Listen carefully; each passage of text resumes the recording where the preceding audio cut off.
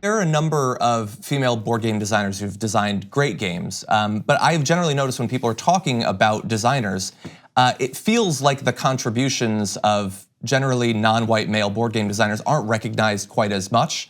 But you have designed the biggest game, at least so far in 2019.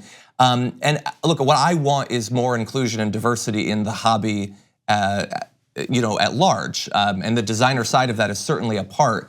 Do you think that the hobby is moving in the direction of more inclusion and diversity? I do think so, and there's going to be several more games that come out this year from women designers that I hope are going to make a big splash. I know Alice Davis has a game called Dinos Not Assembled that's coming out next week on Kickstarter. Erica Boyaris has a game coming out later this year.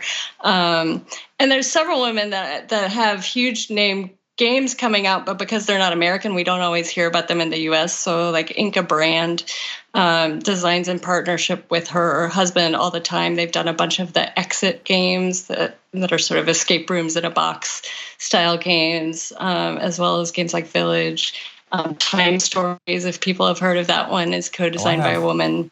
But we don't hear their names, and they aren't, they don't speak English as their first language, so we don't always hear interviews with them in the American market.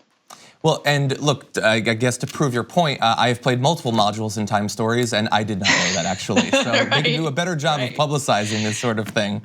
Anyway, Elizabeth, I want to thank you for joining the show, and also I got a chance over the weekend to play your game for the first time and very much enjoyed it. So thank you both for the design of the game and also for joining us today. Thanks so much for having me. Thank you very much for watching this clip from the Damage Report. If you liked it, don't forget to subscribe to this channel and ring the bell on YouTube to get notifications of our new videos. And of course, you can catch the full Damage Report live every weekday at 1 p.m. Eastern, 10 a.m. Pacific on TYT Network on YouTube TV.